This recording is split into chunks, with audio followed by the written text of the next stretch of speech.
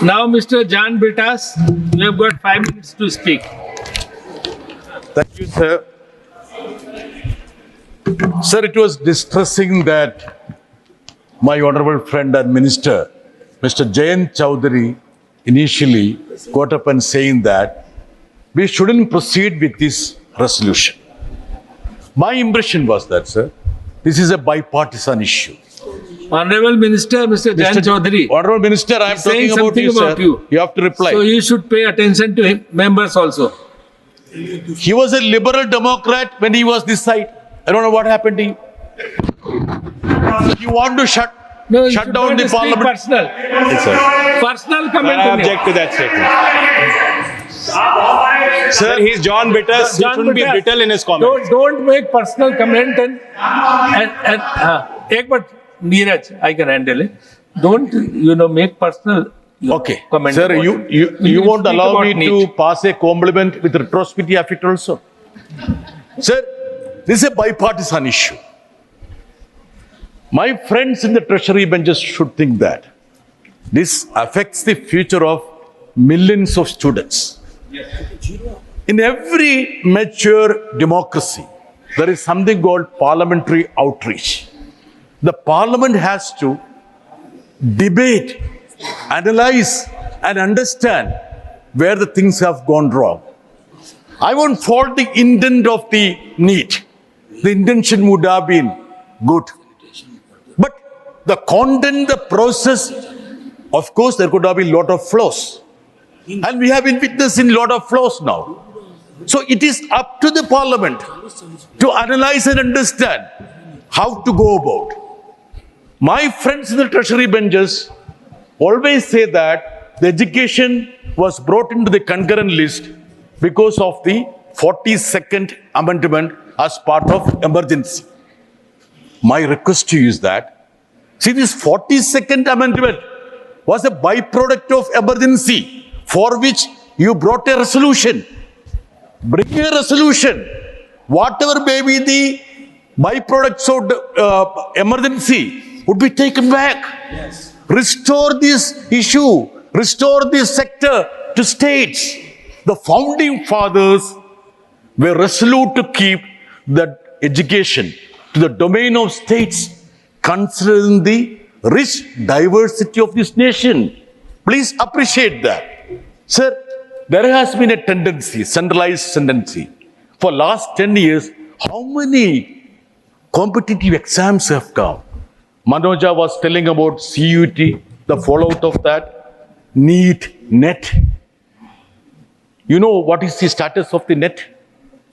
The National Eligibility Test and also the NDA, National Testing Agency. I understand that. Hardly 25 permanent employees are there in NTA. Yes. These permanent employees, 25. They are conducting tests for 25 very important exams which affects the future of millions of students. Don't you think that we parliamentarians need to analyze, to understand where we have gone wrong? Shouldn't we correct that? That is why I support the resolution of Mr. Abdullah that this House has the bounden responsibility to understand where we have gone wrong. Sir, I have 3-4 points to say.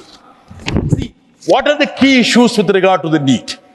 It obliterates the rights of the states to regulate medical education. That's the first point.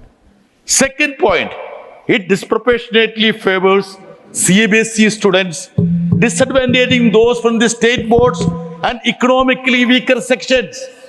I would call the government to come forward. Let us analyze.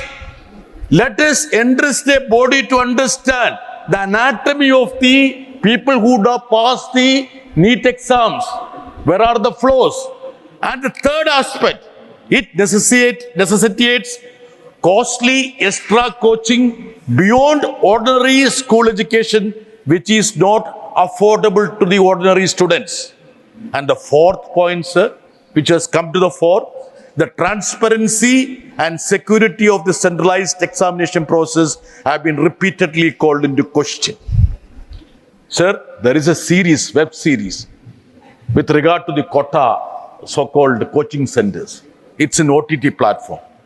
I would request the Honorable Minister that he should watch that series, web series. Now, sir, together with the cabinet minister who is absent. I don't know why he is absent. Sir, there is an alibi that is being brought forward. How can you speak against the Supreme Court verdict? Sir, that is a fish flow. You know why? The NEET was brought in 2013. As Advocate Elango said, there was a verdict. Then further there was another verdict by the in 2016. The Supreme Court said the government and medical council can go ahead. It was not the decision of the Supreme Court. It merely upheld the decision of the executive. Then what happened, sir? After the verdict of the Supreme Court in 2016, you slept on it for years. Exactly. Only after a NGO went to the Supreme Court again took up the matter. So, were you indulged in contempt of court for these years then? After the verdict in 2016? Again, sir, if at all the ruling party had agreed to all the verdicts of the Supreme Court, I would have naturally consented to their argument. Think about the verdict that came with regard to the election commissioners and the chief election commissioners. They quickly brought forward a bill to circumvent the verdict of the Supreme Court. Conveniently, they take alibi on the Supreme Court verdicts.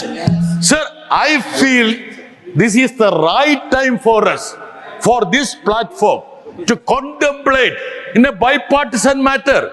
This is not a Congress, this is not opposition treasury bench issue. Exactly. This issue concerns the future of millions of students, crores of people. Let us put together our own thoughts. Let us contemplate, understand what could be the way out of this crisis. There is a serious crisis of credibility.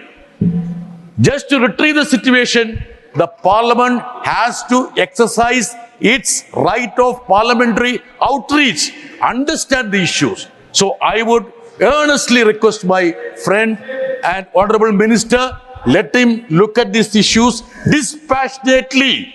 Don't think that you are now other side, so you should look down at this side. Let us sit together and understand how we can go ahead, and I would earnestly support the resolution moved by Mr. Abdullah. Thank you, sir. Thank you, Mr. John Brittas. Stay ahead with our cutting-edge news app. Instantly access the latest shorts in just 1 minute and breaking news in just 50 words. Download now for a smarter, faster news experience.